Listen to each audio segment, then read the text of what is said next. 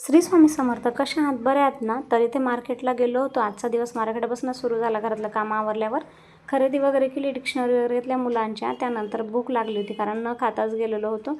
तर वडापाव घेतला, घरी पार्सल पण आणला. मग काय आंबे वगैरे घेतले, भाजी मार्केट घेतला आणि घरी आलो. थोडासा आराम केला. त्यानंतर चहा वगैरे घेतला. आता संध्याकाळचे वाजले होते 5. तर आता स्वयंपाकाची तयारी. कारण लाईटीची जरा भीती होत होती ना, पाऊस असल्यामुळे जरा लाईट सारखे जाते. तुमच्याकडे पण अशीच लाईट जाते का? कमेंटमध्ये नक्की सांगा. तर इथे मी राजमा छान भिजला होता म्हणून मग कुकरला लावला. कुकरमध्ये राजमा शिजेपर्यंत मी इथे कांदा टमॅटो सगळं चिरून घेते. तर टमॅटो पण असे भेटत आहे बघा, पिचकेले.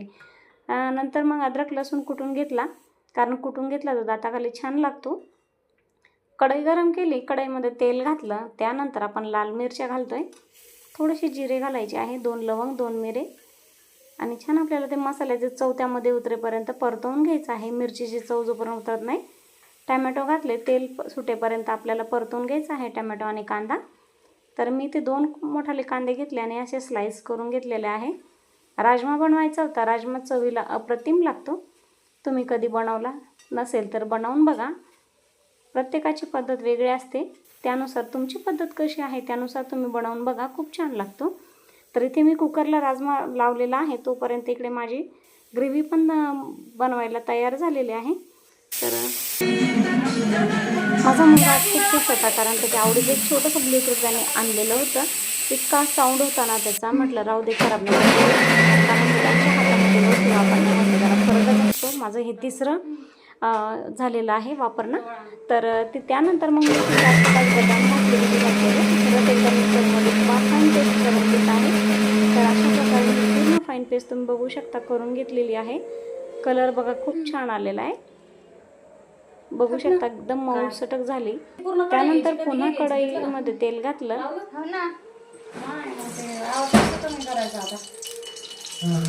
तेल छान गरम होऊ द्यायचं आहे आपल्याला. परत मग ग्रेव्ही काढलेली आहे ती ग्रेव्ही आपल्याला तेल सुटेपर्यंत कढईमध्ये परतवून घ्यायची आहे मंद आचेवर. जेवढे मंद आचेवर तुम्ही मसाले परतवून घ्याल तेवढीच भाजीला छान चव येते. कधी कधी काय होतं, गडबडीमध्ये ना मसाले असे खूप कच्चे लागतात तर भाजी छान होत नाही.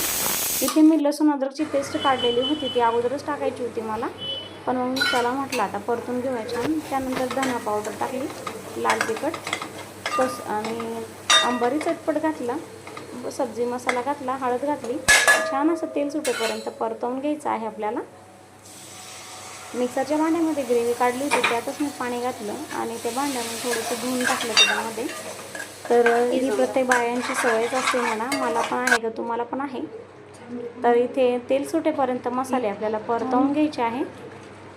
वरतून थोडीशी कोथिंबीर घालायची आहे. अगोदर घातली तर थोडंसं कडवट बनवतो कारण ती जळते, म्हणून मग थोडीशी कोथिंबीर घातली. इथे राजमा आपला बघू शकता तुम्ही, गाळा तर नाही झाला पण शिजला आहे, खूप छान शिजला.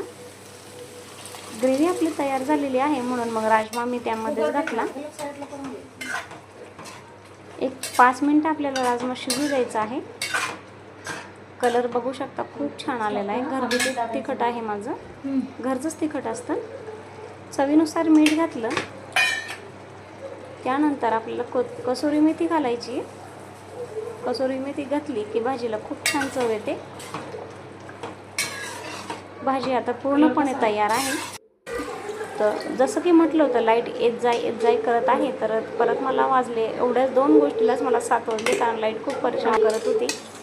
म्हणून मग मी अंधारामध्ये, माझं ना किचनमध्ये व्हेंटिलेशन नाही आहे त्यामुळे मला स्वयंपाक करता येत नाही. तर मी ते कुकरला लगेच तांदूळ लावले आणि भात करून घ्यावं म्हटलं.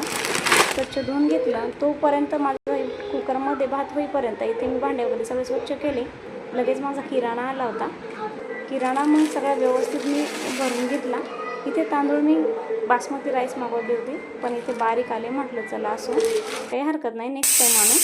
तर इथे कुकरच्या शिट्ट्या पण झाल्या आणि स्वयंपाक पूर्ण तयार झालेला आहे. या गरमागरम जेवायला चला.